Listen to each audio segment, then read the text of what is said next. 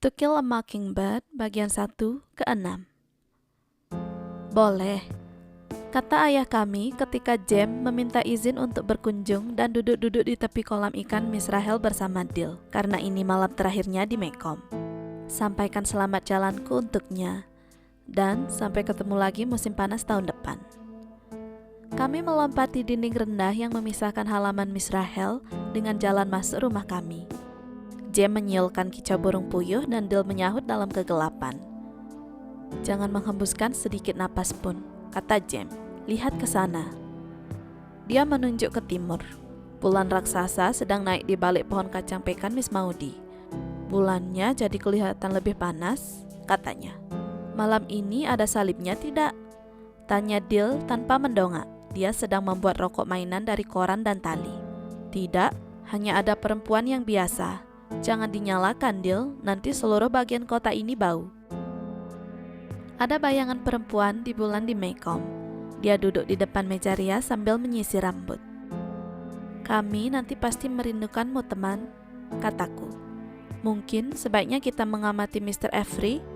Mr. Avery tinggal di seberang jalan rumah Mrs. Henry Lafayette Dubos. Selain menyumbang receh di piring sumbangan setiap minggu, Mr. Avery duduk di beranda hingga pukul 9 setiap malam dan bersin-bersin. Pada suatu sore, kami mendapat hak istimewa untuk menyaksikan pertunjukannya, yang sepertinya merupakan pertunjukan terakhirnya karena dia tak pernah lagi melakukannya selama kami mengamatinya. Aku dan Jem sedang meninggalkan tangga depan Miss Rahel pada suatu malam ketika Dill menghentikan kami. Golly, lihat ke sana. Dia menunjuk ke seberang jalan. Mula-mula kami tak melihat apa-apa selain beranda yang tertutupi tanaman kudzu. Tetapi setelah mengamati lebih dekat, kami bisa melihat air melengkung turun dari dedaunan dan menciprat pada lingkaran kuning lampu jalan, sekitar 3 meter dari sumbernya ke tanah. Begitu yang terlihat oleh kami. Kata Jem, Mr. Avery salah perhitungan. Kata Dill, dia tentu minum segalon sehari.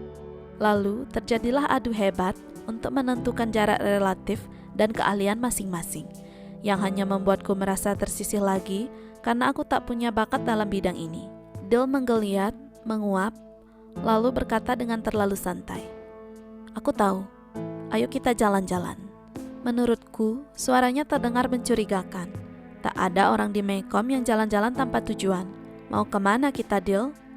Dill menganggukkan kepalanya ke arah selatan. Kata Jem, "Oke." Waktu aku protes, dia berkata dengan manis, "Kau tak harus ikut, Angel May. Kau tak harus pergi, ingat?"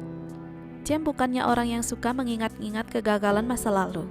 Agaknya, satu-satunya pesan yang dia terima dari Atticus adalah pengetahuan tentang pemeriksaan silang.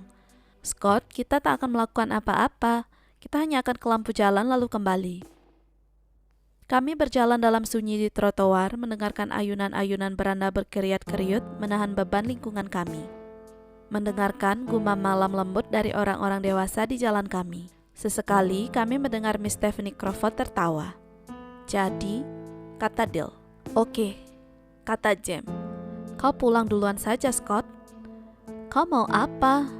Dill dan Jem hanya ingin mengintip lewat jendela yang daunnya terlepas untuk mengetahui apakah mereka bisa melihat Bu Redley. Dan kalau aku tidak ingin ikut dengan mereka, aku boleh langsung pulang dan menutup mulut besarku. Itu saja. Tapi kenapa juga kalian harus menunggu sampai malam ini? Karena tak ada yang dapat melihat mereka malam ini. Karena Atticus akan begitu tenggelam dalam buku sehingga tak akan mendengar walaupun hari kiamat telah datang. Karena jika Bu Redley membunuh mereka, mereka hanya kehilangan sekolah bukan kehilangan liburan. Dan karena lebih mudah melihat ke dalam rumah yang gelap dalam kegelapan daripada siang hari. Aku mengerti tidak? Jem, tolong. Scout, kuberitahu untuk terakhir kalinya. Tutup mulut atau pulang. Memang benar, makin lama kau makin mirip anak perempuan. Karena itu, aku tak punya pilihan kecuali bergabung. Kami berpikir lebih baik masuk lewat kolong pagar kawat tinggi di belakang rumah Redley. Lebih kecil kemungkinan kami akan terlihat.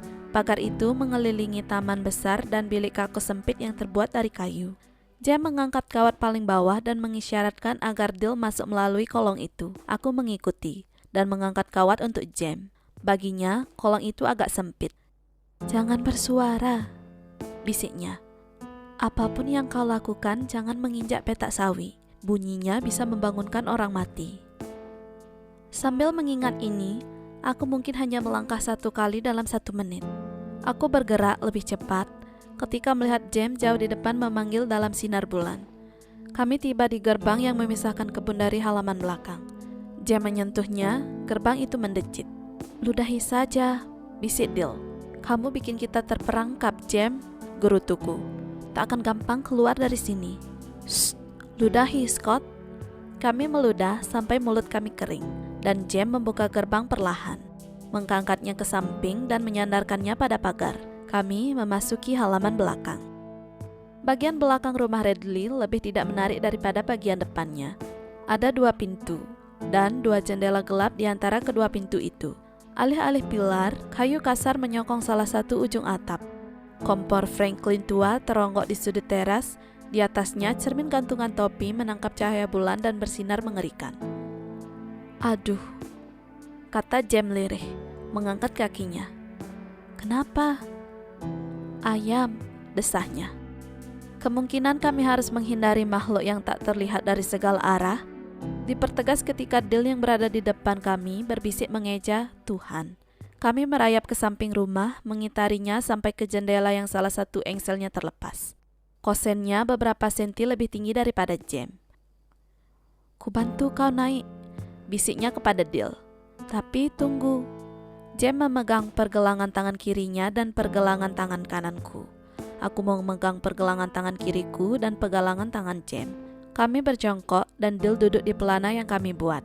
Kami mengangkatnya dan dia menggapai kosen jendela. "Cepat," bisik Jem. "Kami tak bisa menahanmu lama-lama."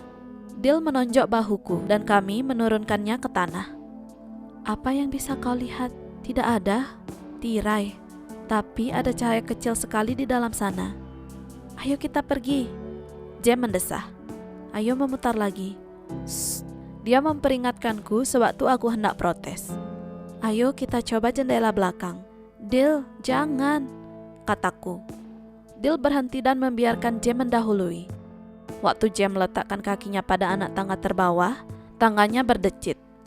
Dia berdiri diam, lalu memindahkan berat badannya secara bertahap. Tangga itu tak berbunyi. Jem melompati 2 anak tangga, meletakkan kakinya di teras, mengangkat tubuhnya ke situ, dan berayun cukup lama. Dia memperoleh kembali keseimbangannya dan berlutut. Jem merangkak ke jendela, mengangkat kepalanya, dan mengintip ke dalam. Lalu, kulihat bayangan itu. Bayangan lelaki bertopi. Mula-mula kusangka bayangan pohon, tetapi tak ada angin bertiup dan batang pohon tak pernah berjalan. Teras belakang bermandikan cahaya bulan dan bayangan itu tampak begitu nyata, melintasi teras ke arah Jem. Kemudian Dill melihatnya. Dia menempelkan tangannya ke wajahnya. Ketika bayangan itu melintasi Jem, Jem melihatnya. Dia menaruh lengannya di atas kepala dan tubuhnya menjadi kaku. Bayangan itu berhenti sekitar setengah meter setelah melewati Jem. Tangannya bergerak ke samping, kembali lagi, lalu diam. Lalu dia berbalik dan kembali melewati Jem. Berjalan melintasi teras dan menghilang di sisi rumah, secepat kedatangannya. Jem melompat dari teras dan berlari ke arah kami. Dia menghempaskan gerbang hingga terbuka, menuntun Dill dan aku melewatinya, dan menggiring kami di antara 2 petak sawi. Setelah melewati setengah barisan sawi, aku tersandung. Saat itulah bunyi tembakan meledak membelah lingkungan kami. Dill dan Jem menukik di sampingku. Napas Jem tersendat-sendat. "Pagar di dekat halaman sekolah. Cepat, Scott." Jem menahan kawat terbawah. Aku dan Dill berguling lewat dan sudah setengah jalan menuju naungan satu-satunya pohon di halaman sekolah saat kami menyadari bahwa Jem tidak ada bersama kami. Kami berlari kembali dan menemukannya bergulat di pagar, berusaha melepaskan celana panjangnya untuk melepaskan diri. Dia berlari ke pohon ek hanya mengenakan celana pendek. Setelah merasa aman berlindung di balik pohon, kami tidak bisa merasakan apa-apa. Tetapi benak Jem terpacu. "Kita harus pulang, orang-orang akan mencari kita." Kami berlari melintasi halaman sekolah, merangkak di kolong pagar, dan menuju ke arah deer pasture di belakang rumah kami. Memanjat pagar belakang rumah dan sudah berada di tangga belakang ketika Jem membolehkan kami berhenti untuk beristirahat. Setelah kembali bernapas normal, kami bertiga berjalan sebisa mungkin menuju halaman depan. Kami memandang ke ujung jalan dan melihat tetangga berkerumun di gerbang depan Radley. "Sebaiknya kita ke sana," kata Jem. Mr. Nathan Radley sedang berdiri di balik gerbang, menimang senapan patah. Atticus berdiri di samping Miss Maudie dan Miss Stephanie Crawford. Miss Rahel dan Mr. Avery berdiri di dekat mereka. Tak ada yang melihat kami mendekat. Kami menyelinap di sebelah Miss Maudie yang melihat ke sekeliling. "Kalian kemana saja? Tidak dengar keributan ini?" "Ada apa?" tanya Jem. Mr. Radley menembak seorang negro yang menyelinap di kebun sawinya. "Oh, apakah tembakannya kena?" "Tidak," kata Miss Stephanie. "Dia menembak ke udara, tapi dia berhasil membuatnya ketakutan sampai pucat. Katanya jika ada yang melihat Niger berkulit putih, itulah orangnya. Katanya dia punya satu peluru lagi yang menunggu suara berikutnya yang terdengar di kebun itu. Dan kali berikutnya dia tak akan menembak ke atas, baik itu anjing, Niger, atau..." "Jem Finch?" "Ma'am?" tanya Jem. Atticus berbicara. "Mana celanamu, nak?" "Celana, sir." "Iya, celana." Tak ada gunanya. Jem mengenakan celana pendek di depan Tuhan dan semua orang. Aku menghela napas. Mr. Finch?" Dari silaunya cahaya lampu jalan, kulihat Dill menyusun dusta. Matanya melebar, wajah montoknya yang bagaikan malaikat semakin membulat. "Ada apa, Dill?" tanya Atticus. Saya memenangkannya dari dia," katanya samar. "Memenangkannya? Bagaimana caranya?" Tangan Dill menggapai belakang kepalanya. Dia membawanya ke depan dan melintasi keningnya. "Kami bermain kartu strip poker di dekat kolam ikan sana," katanya. Aku dan Jem menjadi tenang. Para tetangga tampak puas, tubuh mereka tampaknya menjadi kaku. Tapi strip poker itu apa? Kami tak sempat mencari tahu. Miss Rahel meledak seperti sirine pemadam kebakaran kota. "Do Jesus, Dill Harris, berjudi di tepi kolam ikanku? Akan ku strip poker kamu, nak?" Atticus menyelamatkan Dill dari pembantaian seketika. "Sebentar, Miss Rahel," katanya. "Saya belum pernah mendengar mereka melakukan itu. Kalian semua bermain kartu?" Jem mengulur umpan Dill dengan mata tertutup. "Tidak, sir. Hanya dengan korek api." Aku mengagumi kakakku. Korek api memang berbahaya, tetapi kartu berakibat fatal. "Jem, Scott," kata Atticus. "Aku tak mau lagi mendengar poker dalam bentuk apapun. Mampirlah di rumah Dill dan ambil celanamu, Jem. Bereskan urusan ini di antara kalian sendiri." "Jangan khawatir, Dill," kata Jem saat kami berlari di trotoar. "Miss Rahel tak akan menghukummu. Atticus akan membujuknya. Pikiranmu cepat, teman." "Dengar. Kamu dengar?" Kami berhenti dan mendengar suara Atticus. "Tidak parah. Mereka semua mengalaminya, Miss Rahel." Dill terhibur, tetapi aku dan Jem tidak. Masalahnya, Jem pasti akan diminta untuk menunjukkan celananya besok pagi. "Pakai punyaku saja," kata Dill. Ketika mereka tiba di tangga Miss Rahel, kata Jem, celananya tak akan muat. Tetapi terima kasih. Kami mengucap salam dan Dill masuk ke rumah. Rupanya dia teringat bahwa dia sudah bertunangan denganku karena dia berlari lagi keluar dan dengan cepat menciumku di depan Jem. "Kalian harus kirim surat ya." Dia menangis terseduh-seduh mengantar kepergian kami. Andaikan celana Jem menempel pada tubuhnya dengan aman, tetap saja kami tak akan bisa tidur lelap. Setiap suara malam yang berasal dari teras belakang terdengar 3 kali lebih keras. Setiap suara langkah kaki pada jalan berkerikil adalah Bu Radley yang ingin membalas dendam. Setiap orang negro yang lewat sambil tertawa dalam kegelapan malam adalah Bu Radley yang keluar dari rumah dan mencari kami. Serangga menabrak pintu kawat adalah jemari gila Bu Radley yang mengurai kawat hingga hancur. Pohon-pohon mindi mengganas membayang hidup. Aku berada dalam keadaan antara tidur dan terjaga sampai aku mendengar Jem berbisik. "Sudah tidur 3 mata kecil? Kamu gila apa?" "Shh, lampu kamar Atticus sudah mati." Dalam cahaya bulan yang memudar, kulihat Jem mengayunkan kaki ke lantai. "Aku mau mengambil celanaku," katanya. Aku bangkit tegak seketika. "Jangan, aku tak akan membiarkanmu." Dia bersusah payah mengenakan kemeja. Aku harus mengambilnya. "Kalau kau pergi, akan kubangunkan Atticus. Kalau kau bangunkan, akan kubunuh kau." Aku menarik dia duduk di sampingku di dipan. Aku mencoba mengajaknya berpikir logis. Mr. Nathan akan menemukannya pagi-pagi. "Jem, dia tahu kau kehilangan celana. Kalau dia menunjukkannya kepada Atticus, dia akan marah besar. Tetapi cuma itu, tidur lagi saja." "Itu aku juga tahu," kata Jem. "Karena itu, aku mau ambil." Aku mulai merasa mual. Kembali ke tempat itu sendirian, aku ingat yang dikatakan Miss Stephanie. Mr. Nathan punya satu peluru lagi yang menanti suara berikut yang dia dengar, baik itu negro, anjing. Jem lebih tahu daripada aku. Aku putus asa. "Dengar, semua ini tak sebanding, Jem. Dipukul memang sakit, tapi takkan lama. Nanti kepalamu kena tembak, Jem. Tolong." Dia menghela napas sabar. Begini Scott," gumamnya. "Atticus belum pernah memukulku sepanjang ingatanku. Aku ingin tetap begitu." "Ini berita baru. Rasanya Atticus mengancam kami 2 hari sekali." "Maksudmu, dia tak pernah memergokimu melakukan apapun?" "Memang begitu, tapi aku cuma ingin keadaan tetap seperti ini, Scott. Mestinya kita tak berbuat seperti malam ini."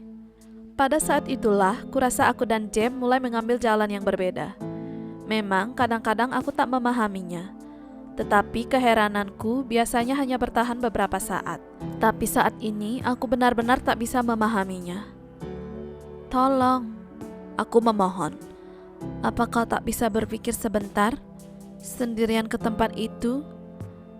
"Diam. Toh tak akan sampai dia tak mau bicara lagi padamu. Akan kubangunkan dia, Jem. Sumpah aku." Jem mencengkram kerah piyamaku dan menariknya erat. "Kalau begitu aku ikut." Aku tercekik. "Jangan, kau hanya bikin ribut." Tak ada gunanya. Aku membuka pintu belakang dan menahannya. Sementara dia turun merayapi tangga. Saat itu tentu sudah pukul 2. Bulan sedang terbenam dan bayangan bersilangan sedang memudar menjadi ketiadaan yang kabur. Ujung belakang kemeja putih Jem timbul tenggelam seperti hantu kecil yang menari-nari untuk melarikan diri menghindari pagi yang akan segera tiba. Semilir samar bertiup dan mendinginkan keringat yang menuruni tubuhku. Dia mengambil jalan belakang, melalui deer pasture, melintasi halaman sekolah, dan memutar ke pagar. Pikirku, setidaknya kesanalah dia menuju. Akan memakan waktu lebih lama, jadi belum waktunya khawatir. Aku menunggu sampai tiba waktunya untuk khawatir dan mencoba mendengar bunyi senapan Mr. Redley. Lalu kupikir, kudengar pagar belakang berdecit. Hanya harapan kosong. Lalu kudengar Atticus terbatuk. Aku menahan nafas. Kadang kalau kami melakukan perjalanan tengah malam ke kamar mandi, kami menemukannya sedang membaca. Katanya dia sering terbangun malam-malam memeriksa kami dan membaca sampai tidur.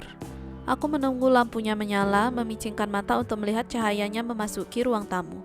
Lampu tetap padam dan aku bernapas lagi. Makhluk-makhluk malam sudah tidur, tetapi pohon mindiranum memukul atap ketika angin bertiup. Dan kegelapan terasa sepi dengan gonggong anjing dari kejauhan. Dia pun datang, kembali lagi padaku. Kemeja putihnya menyembul dari pagar belakang dan perlahan membesar. Dia menaiki tangga belakang, mengunci pintu di belakangnya dan duduk di depannya. Tanpa berkata-kata, dia memperlihatkan celananya. Dia berbaring dan beberapa lama kudengar dipannya gemetar. Tak lama kemudian, dia diam. Aku tak mendengarnya bergerak lagi.